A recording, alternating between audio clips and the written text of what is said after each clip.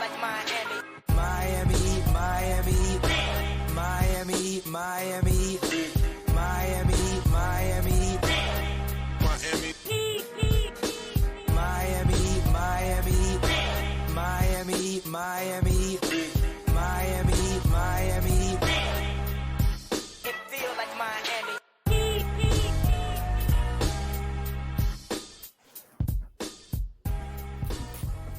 You're muted. Welcome to the Miami Heat Beat Postgame show. I'm your host, Giancarlo Navas. And with me today, I have the great and talented Siohban. Hello. Siohban is on top of shit. I am not, as things always are around here. To my right, if you're watching on twitch.tv/Miami Heat Beat, I got Coach Lou, Saucy Takes. What is going on, y'all? What is going on? Why is the beam not lit, Saucy? Were you We're bullied only into? Because only they didn't after win. wins. They Only didn't after win. wins. When did you start doing that? Because it used to always be on. Like this We week. started after post All-Star break. We made some changes, gathered around team meeting. So Me, change it to the myself, and I. programming. Somebody has to have innovation around these parts. And it's Lou. Lou really put it on his back. Welcome to the audience. If you're listening on the podcast, we love you. Thank you so much for the download. And if you're watching on YouTube, appreciate you. Take a listen to the pod if you're ever interested. Or catch us live on Twitch, twitch.tv/Miami Heat Beat. Subs are welcome. Funding us is nice. Right out here after a loss, them bucks is appreciated around here. But my beautiful panelists, colleagues, friends, Miami falls to Dallas 108-114. They lose a heartbreaker, man. And we were talking before the show. They absolutely could have won this game. I think they're a better team than Dallas. I thought they played well enough, despite their two best players not playing complete court, like wire-to-wire games. And even despite all that, had like legitimate chances to win this game, and it just kind of slipped out of their fingers. Yeah, so I think I'm not of the mindset. I think that there's a difference between like a bad loss and they could have / should have won. I think that they could have and should have won that game, but I am not someone who's counting it as a bad loss. Of course, I think there's overlap between the two categories, but I don't think that personally, I don't consider that a bad loss. But it's definitely one that they should have had. Like Bam missed 6 free throws. For all of the torrid shooting pace that we were on in the first half, none of that really kind of in the second. And I'm more so upset like defensively, but Luka is a world beater. Like he does, incredible things. But even, despite all of that, I think they should have walked out of Dallas, with a W, but we move. So let's talk what Dallas did, because there are a couple things that I thought were interesting in particular, and I want to get to Lou, and then Bon, you can close out this topic. The doubling of Jimmy, which they did pretty frequently this game, and I got to give credit to Dallas, and I hate giving credit to Jason Kidd, but what they did, they stuck with the game plan, even when Miami went berserk from 3 early in the game. And Lou, what I thought that Dallas did so effectively to slow him down was they sent the double after he made a move. They weren't letting him kind of pick apart their defense by sending the double early or initially after the pick. When he commits to a move, that second guy came, and it really, really kind of discombobulated him a bit. And I really don't think he totally figured it out. I thought in the fourth quarter, they played really fast. It was a lot of transition pull-up, kind of cutting. It was stuff that wasn't super duper in the half court, letting them do that. Yeah, a lot of credit to man. We got to give credit to Dallas. They were doing some things, particularly as soon as they caught it on the mid post, where they made sure that the secondary helper was always on the strong side, and it was always the center. So it didn't matter where Bam was on the floor in that moment. They practically just zoned the gym. It was almost like a semi sort of like a. It's not really a box. Kind of like how Miami plays Giannis. Yeah, exactly. So in that vein, yeah. Yeah, so it's not really like a box and one kind of coverage because you chase him everywhere. But as soon as Jimmy caught it there, it almost like their defense completely transitioned, and everybody was kind of zoning up around the primary defender on Jimmy while making, like, getting the center there. It was unfortunate that we didn't find a solution for that. And it's good that we get that look, like, half glass full is like, it's good that we got these looks early and in the postseason. I mean, before the postseason, because that's been a look Miami has been thrown at very few times, but every time they seem to not have an answer for it. With the late doubling or things of that nature. In the first half, it didn't really matter because they couldn't miss, to be very honest. Like, it felt like whatever three they were taking, it was going in, particularly in that first quarter. But as the game wore on, the Mavs were comfortable with letting other guys beat them, but they didn't want to get beat near the rim or by, like, Jimmy didn't even get to the line today. So, that's insane. Yeah, he had 2 free throws. So, like they made it a point of emphasis to not let him get, full head of steam, get downhill.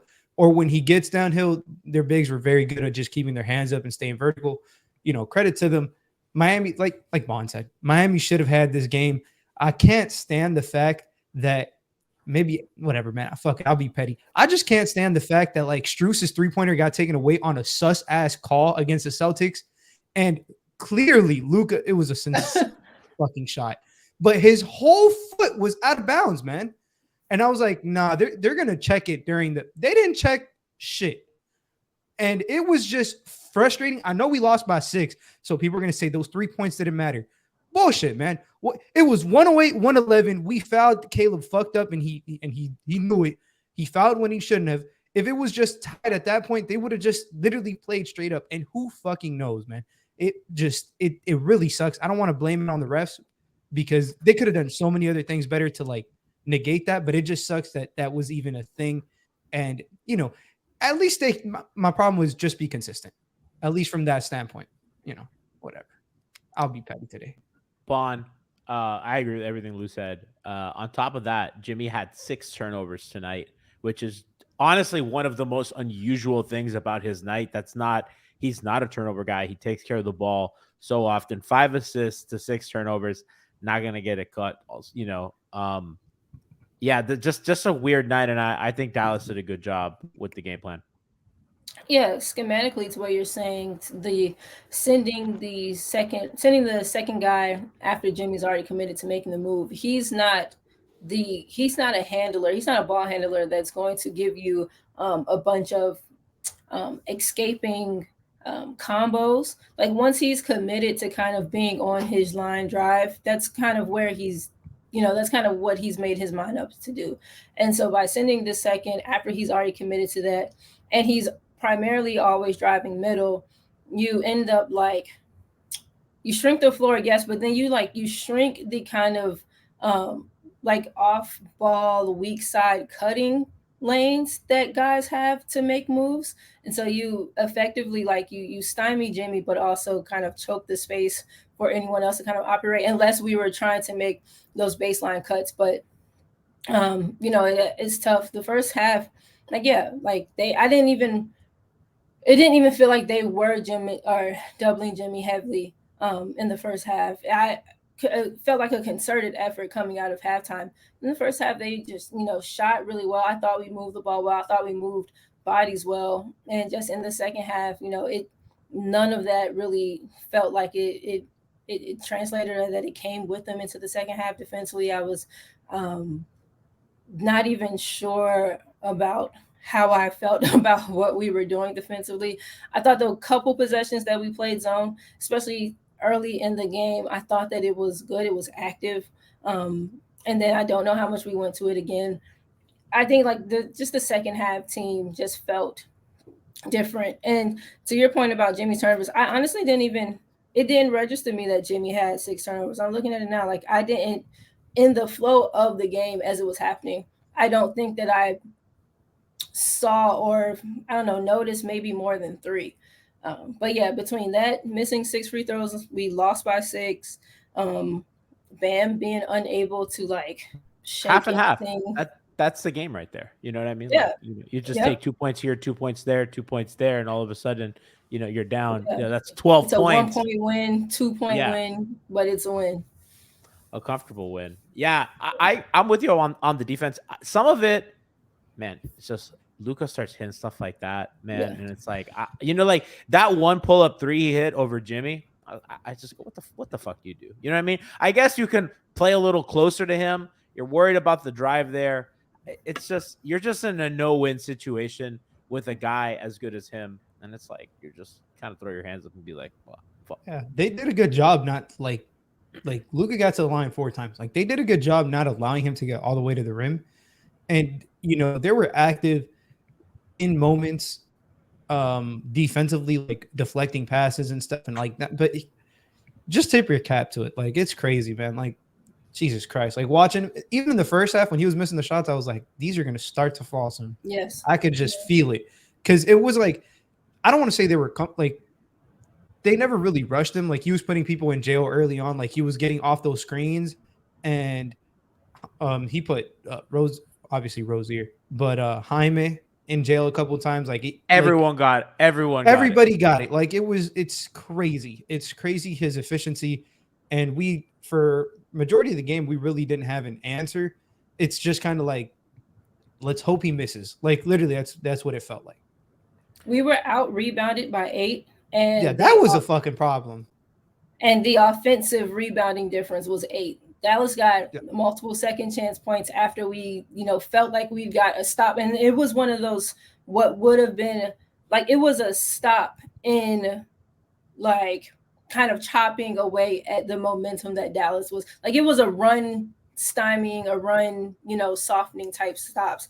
And we couldn't get rebounds. And then they'd get a corner kick out and then they'd hit it. Or there was the one possession where it was like, I think they got like 3 offensive rebounds in the possession. And like shit like that kills you. That is like demoralizing types of possessions. And it takes so much out of you. 6 free throws, 8 offensive rebounds, out rebounded by 8. The game is in those numbers. Chat's asking, why just don't you double Luka, live with the result? Lou, I see you smiling. You can't, man. Like we tried. You can't double Luka or LeBron or guys like that. It's scary because he is genuinely the best player out of double teams. Like the Mavs score like something like 1.2 points per possession off of Luka doubles, and he's like 0.25 points above Trae Young, who's second. Like they were trying everything. Like Dallas scored 114 points. A lot of that came off of second chance points. Like the problem wasn't the initial defense. The problem was, like Bond was saying, the cleaning up after the defense. The closing out possession. And part of that was like they're scrambling because they're overloading on Luka. So those guys are not in rebound position. And as Bond, as you have said, you and Tiff really all year, they're just smaller on the back line and the front line, but especially the back line. And it's like now you have guys like Duncan and these guys fighting for rebounds. To be honest with you, Jimmy should be a more active rebounder game. I digress. But, Jimmy's kind of like Carmelo, that like when he has like those really active rebound games, that motherfucker's cooking. He's so like Melo. If Melo had like a 10-11 rebounder, that dude was firing on all cylinders.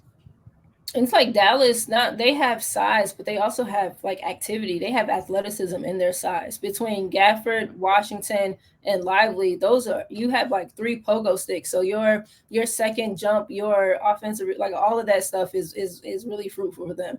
And so we're having Bam or Duncan or whomever, Caleb, trying to be as athletic as he can be, matched up against other athletes who are also tall. Like it's tough. It's a lot to overcome. All that said, go ahead. They could have won the damn game. Yes. Yeah. We're like right there. It's a tough one, but listen, home team makes a run. They had that 15-point lead, and we all knew. I think expecting any team to hold a 15-point lead on the road is against a decent team it's foolish, right? Like this is the NBA. Teams are going to come back from that. Let's talk about Rozier a little bit. I mean, Lou, I think it's the best game he's played with them. I don't think it's a question. I know you used to say, I think it was a Utah game. You really liked him.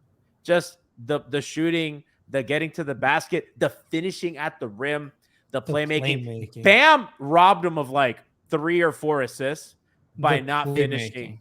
playmaking. Because Terry was hitting them in the pocket, And he clean finished on the still roll. with 11. The playmaking. That's the fucking biggest key. 2 big keys. He playmaked today and his 3-pointer went down. Changes a lot of things in the formula. His playmaking's been good, but once a guy's 3 start hit like falling, like everything else, like he felt more confident. It felt like as literally from the jump, and it was off of 2 assists. The first they ran like a almost like he came up off a pin down for Jovic, and as he was coming up, he caught it. Jovic was slipping. First 2 points. Next play, practically the same thing, but now it's a Bam handoff. Bam gets to the rim, throws a lob, and like I don't know, personally, I love when players throw lobs, and as the ball is like as it's about to get dunked on, they jump again. I'm like, I love this fucking energy. Yeah. And he threw like 4 lobs, 3 to Bam, 1 to Highsmith. He tried to throw a couple more, but some things were happening. People couldn't quite finish it. But just in general, a sensational game. I thought he was damn near perfect. If there's only one thing I can criticize, and I will criticize it because it hurt that Dante Exum hit that shot. With 1 second after Luka got doubled by Duncan and Caleb, he was the next person over in rotation. And he almost like chopped his feet and like kept his hand down, like just full send it. Like literally force him to not take that shot. Like if he takes a side dribble, shot clock violation. Other than that, a fucking perfect game in my opinion. At least offensively. I have my opinions on Rozier, but even I can't. I mean, I just got to sit here and be like, yeah, man. Like, I mean, I took umbrage with the 3 he took, the little heat check, but that's not why they lost the game. I was just upset in the moment. I think I tweeted it. We had a conversation in our group chat. I was upset just because like you're on a run, and I just wasn't crazy about that shot, especially so early in the shot clock.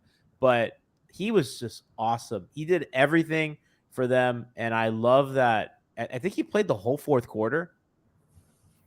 Ooh, I think so. He played 40 minutes. So I think so. Man, Spo is in his Nick Nurse, Tom Thibodeau bag lately. We need wins, okay? Like, we do not have time to be, he said it around. too. But, he said it when they asked the Tyler thing. Not to cut you off, Mon. He said exactly what you said. When they asked him, like, "Oh, is this like more like managing him for the playoffs?" Spoelstra said, "We got to make sure we get in first. Like this, like if he's healthy, he will play." So not to cut you off, but yeah, exactly what you said. I enjoyed Terry's game today, and Tiff and I were talking about it. The thing I enjoyed the most about it was the smoothness of his movements. He has a lot of start and stop to him, and I like that. And I think that there's a place for that, but I think that sometimes Terry can be a little too herky-jerky, like a little too and kind of not really going anywhere with it sometimes. I thought today he smoothed his motions out a lot in like under the arc and got into his start-stop bag kind of when he needed to actually get a defender off balance. I super appreciated, the 11 assists. Lou, you're, spot on in how the game started.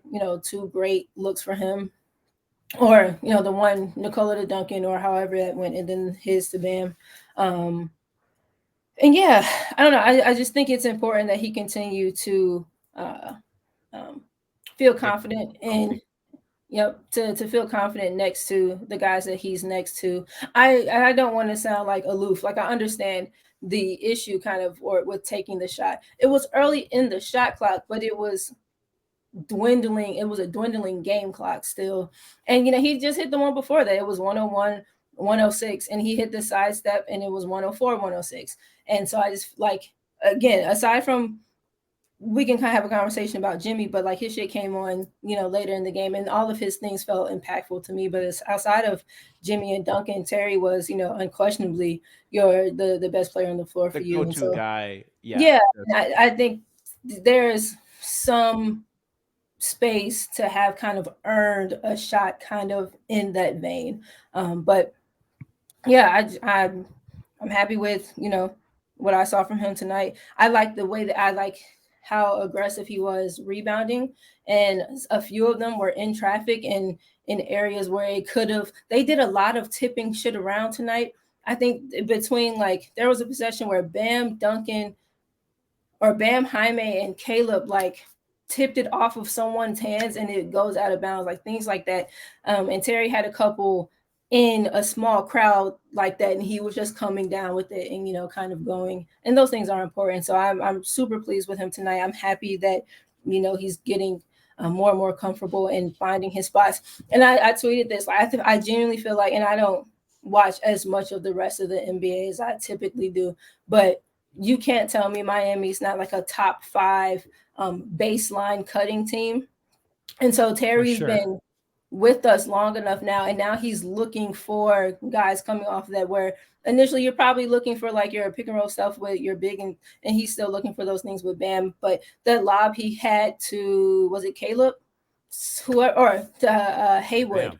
Right, yes. From the left side of the floor, Haywood's cutting on the right baseline. And then he just had some others, like real typical Jimmy, Jaime, Bam-esque dump offs to guys, you know, cutting along the baseline. So you can see him integrating and fitting in more and more with not just, you know, how we with how we move around on the floor offensively.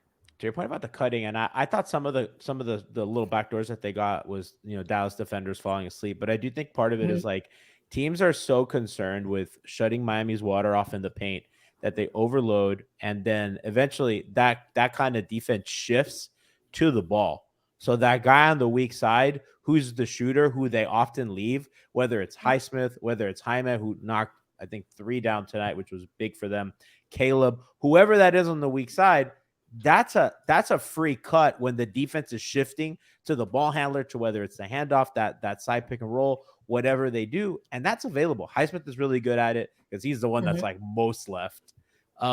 Jimmy's good at it, although I'd like him to do it a little more. Did the streak break tonight? I don't think Jimmy had a 3, did he? No, he hit one. In the first. He got one? Yeah. In the what? In the first quarter? Yeah, he did. That sly motherfucker. He got one. He got it. It lives. Caleb cuts really well there. Jaime does. And the key to it is they go for the reverse finish. Like they're not trying to finish back on the side that they came. Finish, sneak up behind, a little flip over the shoulder. Duncan does do. I had Let's Agenda in chat is saying that 22 minutes of stream without a Duncan Robinson tribute, you'll be hearing from our lawyers. Hey, man, listen, if they had won, we'd be talking a lot more Duncan, but we had to complain about Luka, and we still got to get to Bam. Listen, Duncan was great, bro. There's not much more we can say about what that guy has done. Lou, we've done shows all last week and this week. That guy's just fucking, he's good now, man. He's that dude. In my opinion. Most improved player candidate for sure. Duncan, man. Duncan, another game. Like, just fucking steady. Gamer. We don't have to spend too much time on him. We are not giving Leches commissioner this satisfaction. Just go to my Twitter, Leches. My pin post is literally a Duncan Robinson. Like, you know what it is. I'll say this, Lou, Bond. Did you guys hear when he does that? I forgot what the move was. He did some move off the dribble, and Kevin Harlan and Reggie Miller literally just start laughing. They start laughing because how else are you supposed to react to this? You're just like, who is this? Who are you? My favorite part is Reggie, like Duncan hit Thomas Bryant with like a nice angled the little pocket pass, coming out of the right corner. And Reggie's like, he just wasn't doing this last year. You wouldn't have seen him. I'm like, hold on, he was. Relax. He was like, that's the one thing he's been. That's the thing that the shot in the little pocket bounce like that. He's been here. Don't do that. Don't do my guy. He's had that. You know, everything else. He gave him a negative shooter. Why negative 11 plus minus today. Screw that. Yeah, negative 11. Donkey, no. A lot of that probably was that second quarter. That second quarter was bad. Honest. A lot of that was probably also the end of the fourth quarter. Yeah, because he wasn't in for that run. Which I do want to say one thing, and we're gonna get to Bam, and then we're gonna close the show. I don't know about you guys. When they went down, I think 11, I thought game over. They're gonna roll over, and they didn't. I thought Jimmy was gonna continue because Jimmy was really a no-show until the fourth quarter, where he put together whatever it was, 6 points in the fourth to give them a bit of a pulse. But offensively, Jimmy was a no-show. Offensively, yeah. Okay. Yeah. Defensively, he was he was sharp. Not where I want him to be for the level that he should be at, but he was sharp. But guys, I don't know about you, and either one of you could take this. I thought that they were going to roll over, and I thought we were headed for a 17-point Dallas win, and they fucking fought back. They took the lead at one point, and a lot of that was Terry and Jimmy just fucking gaming. But and I don't want to get into like should Spo have taken Jaime out or whatever. I mean, I think a lot of times we get on Spo for riding a lineup too long, right? So listen, you can't play those guys the whole fourth quarter. I mean, maybe you can. I don't know, but I don't. I mean, I do think the Jaime Duncan switch could have happened sooner. Duncan came back in with like 3:56 left, and I think he could have gotten Duncan in earlier. And it wasn't that Jaime was doing anything particularly wrong. You just and I asked the timeline. I was like, hey, like this is a great unit that's playing well. Like, does Dunk get back in here? And everyone's like, they're like, I don't know. It's tough. But no, I didn't think they were gonna die. I think I don't know. I 20 games left. Yeah, they're locked in. Like it's a loss, but you can tell the team is locked in. Like even that showed me a lot. Yeah, even Spoelstra's locked in. Like if we really sit back and think about after the whole spiel, the team meeting and stuff, they've lost to the Celtics, they've lost to Denver. You keep ducking what actually happened that day, but I'll digress. Wait, what day?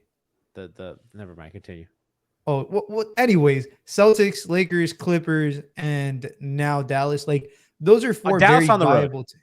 Dallas on the road, four very viable teams. Like the team is still, pretty decent. Hopefully, honestly, I thought they needed to split this little 2 back-to-back game road trip. So they didn't get it today. They have to go into OKC tomorrow, and they have to win. That's how I'm feeling. That's tough, and that's like back-to-back. Like, I mean, I don't know where people feel about Luka and the MVP conversation, but that's two MVP level guys, all first team guys that you got to do. I think I felt better about getting tonight than I do tomorrow. Yeah, I think that's. I mean, I think they've played OKC well at home, if I remember. It's a long season, everything kind of back to back. Yeah, it's just it's pretty tough. Guys, let's close out with Bam, and we'll close the show out. By the way, shout out to Eric the Great, resubscribed 41 months, bro. That is as OG as you can. That's a lifer right there. And he said, I didn't even know Dante Exum was in the league. Hope y'all are well. He doesn't even look like the Dante that came into the league. I was like, this thick young man? Dante who? Yeah. I thought it was a different Dante Exum. I swear to God. I agree. Swear to God. Yeah. Bronx Joker. Shout out to Bronx Joker too. Oh, okay. Yeah. My bad. I was because you were about to say it. Yeah. Because I thought I don't know. No, I apologize. No, you're in prime form too, G. I apologize, man. No, we look out for each other. He said tough loss, but we're okay. 17 months for Bronx Joker. I fucking love, and like Eric and Bronx are in chat saying like love y'all. Now we love you guys, bro. Like you guys make the chat, the way that you guys joke with us, the way that you participate, and the way that you guys are as much a part of the show as any of us. And I know that my panelists would agree with me that you produce the show with us. You were a community. So love and appreciate you guys taking Lou's fucking neon sign and making that a meme. Like, that's great. No, that was elite. Like that was so funny, dude. I felt like I made it. I just felt like You've been memed now. Yeah, you really did. That's how you get indoctrinated into Miami Heat beat. Look at that. Leche's commissioner made that. Yeah. Shout out Leches, man. But the sign will not be coming on for defeats. No, that's a great listen. That's the way you do it. That's the way you do it. All right, guys, real quick, and we'll get out of here. Bam Adebayo. It was on the struggle bus tonight. You can't let a rookie guard you like that. I guess that's my thing. Why is chat saying I look like PB&J Khaled? You look like what? PB&J Khaled. PB&J. Oh my God. What does that mean? No, man. That's really funny, actually. Oh my God. Another one. Oh my goodness gracious. That's an all-timer. Chat saying that's an all-timer. It disarmed me. I didn't know what to do. Bam struggle bus. Bob, we'll start with you. We'll go to Lou. just one of those nights that's pretty tough to overcome when you're trying to win a game on the road like this. Yeah. I don't know that I have anything new with regards to like insights or thoughts about certain types of games, and I think this was one of those types of games. I think Bam was up against some front court pieces who are just as athletic, who are also as long, and who also have like a good second bounce. So there wasn't going to be much room for trying to beat people off of the dribble. There wasn't going to be too much space to get those jump shots off, and he isn't, he's not the biggest guy in there. So I kind of expected some struggle from him tonight. I don't know that I thought that it would look quite the way that it did. I definitely didn't account for those 4 missed free throws. But, I don't know. He made me sad tonight, but not in a way that I wasn't fully caught off guard by it. But I was like, oh, man, okay. It's like we're not surprised, but it's almost like we've seen it enough that it's like, oh, well. It's disheartening. It's not surprising, but it still hurts. You're back on your bullshit. You know what I mean? Yeah, this felt like during that January month where Bam could not buy a bucket in the mid-range. That's what it felt like today.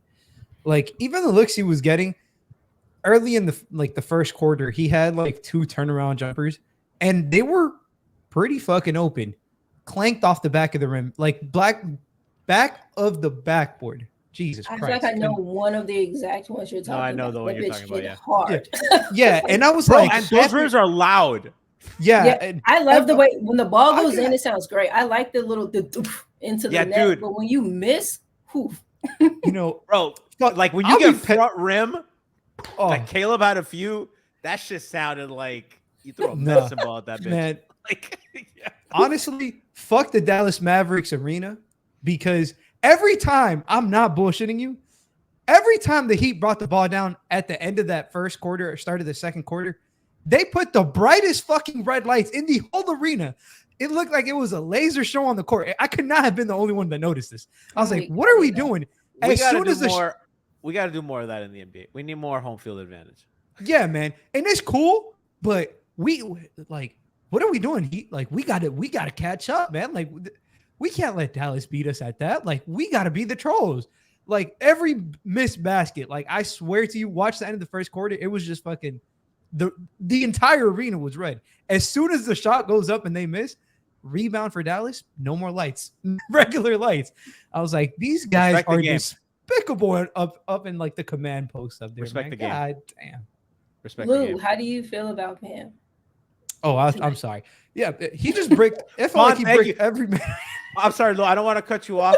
That is the growth of a host that you just saw right there. That is Bond. You want to talk about? I mean, Bond is like taking the leap from like All NBA to MVP this year, and For that sure. was just peak. Because I forgot the question, right? But I wanted his answer. Because Like, I'm watching. That Bond was a is Luka sharp, worthy on top of performance shit. right there. Dude. Bravo. Or Luke, continue. No, but Bam was. I felt like he was honestly felt like he was fighting for his life the whole game. That's the best way I'll describe it. On both ends of the floor, like he was on which end? Yeah, on both ends, and I don't like not even. He was really good defensively. I thought he was really, really good defensively, but like the amount of force that these centers for the Dallas Mavericks attacked the offensive glass, like he felt like he was like fighting demons down there every time. And it wasn't just them two. It was them two and Kleber, them two and PJ Washington, them two and insert random guy from the corner, Josh Green, Derrick Jones, whoever it was. And it was Exum. Like Bam was just like on his last leg, but offensively needs to be better. Needs to like just he felt uncomfortable the whole game. Like I didn't feel comfortable watching him the whole game. I was like, Bam. I didn't either. It was like a tinge of secondhand embarrassment, and I don't want to be like, I don't want to sound dramatic, but I was like, ooh, you don't. Bam is becoming the up fake king, and I need him to get rid of that bullshit. The up fake is cool. First, hit your shots, then they'll fall for them. But like Derek Lively did, I think he fell for the first up fake, and he was like, And never again. "Why did I jump? He didn't hit anything outside of the restricted area." It felt like, and then stayed on the floor, and Bam was, he's not tall or lengthy enough compared at least to Lively, who was like 7'1".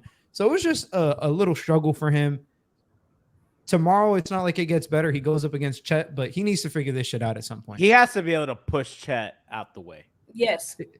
Gee, if you watch Chet, it's so crazy because he does get pushed out the way, but he's so long that he lets you cave his chest in and he still blocks it.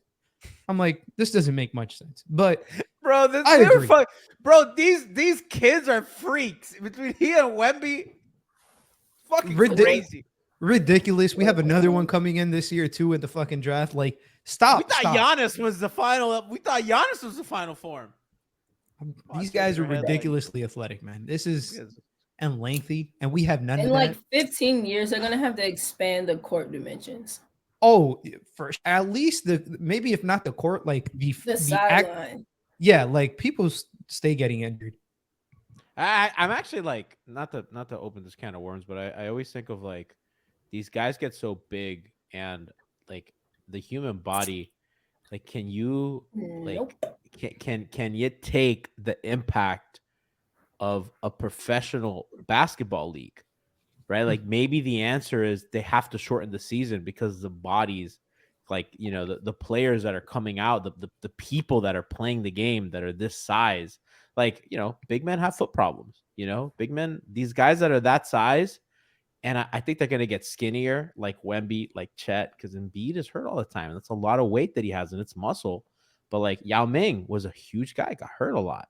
You know what I mean? Had foot problems. Big guy, muscle. Everybody said very good. I mean, everybody said that Yao Ming was like the most difficult person to move in the world. And then Pekovic came, and then Pekovic was the most difficult person to move in the world. But yeah, so just small. Also, got hurt like, a lot. These couldn't guys play because of the injuries at some point. All these huge players, like that play heavy minutes, that are high usage guys. It's just, it always Zion, right? Zion is obviously Zion's different. That is I think that's a little bit different, but the most dense human being. That motherfucker floats. Is a bunch that is compact. He don't float. He sinks. My bad. Bro, yeah, no, he sinks, bro. To the very bottom. Glub. Bro, he would give him a couple floaties. He's so compact and just fun. That's such a great way to put it. Compact. He's dense as shit. Like he's solid metal. Man. That's so funny. I'm not saying he's fat, but he's just has a lot of, there's a lot. It's like he has an orbit because like it's like he's when a compressed. Orbit. Compressed iron ferrite. Like that dude's a meteor. This is what Becker G said. He's the sun. Like, do you remember when he was playing in summer league and there was an earthquake and people for a second were not sure if it was, did Zion do that? like real life questioning. Oh man. Oh my God. Did you see what he said? I'm sorry. We over here talking about Zion. He said that if he makes the All-Star game, he's going to go to the dunk contest. Yes. Next year, we need Zion at the All-Star game. This is the last chance for this. He beats kind of honorary Pelicans beat. We have an honorary Pelicans beat lifer in Bond. Yes. So yeah. So appreciate chat and our audience for rocking with us today. I keep saying rocking with us today. I don't know where I got that, but tomorrow, OKC, we will be Lou, I think you and I are going to be live from Rock Esports Center. That's going to be exciting. So go to the watch party if you can, guys. I don't know if Bon you're on tomorrow, but we'll whoever's on tomorrow will be on tomorrow. Me and Tiff got it. And we will we're going to have a good time. So if you're in Miami and you want to go to the 5 Reasons watch party, Lou and I are going to be there hanging out with Alex and Ethan and Brady. So come through. I'll take my sign. He'll take it's just so funny. I would start telling Ethan to co-brand these. Ethan, we're co-brand. Ethan, expect a phone call from my people. Expect that shit. But love you guys. And put it on a shirt, like affix it on your back and turn it on and just walk around Oh my, the phone. yeah. No, What's let's the just say plug? Is we it need a actually- Blue Beam Is T-shirt. it USB? Interesting. Is it a USB? Is it a plug? USB or is it a 3-prong or like a 2-prong outlet? Because if it's a USB, bro, take that with you. Make it work. Two-prong. It's a 2-prong. Damn it. We can get a converter from that to USB to power bank. We can make this work. We got this, guys. Save We're it for an- Plug 'em in working and on we it. will. We're save it for working an on it. MHB branded watch party though. Sage, Let's not give that. Ethan. We can't give that to 5 reasons. Oh, you're right. Oh, Yeah, you're yeah, right. no. That's We can't give it a 5. When we have our own code, our own branded shit, and we do it. Just do you have a car battery? Carry about you. Let's just says I'll wear the sign for the next Heat game in Houston. Oh fuck. DM me. I got you. We'll see you tomorrow, guys.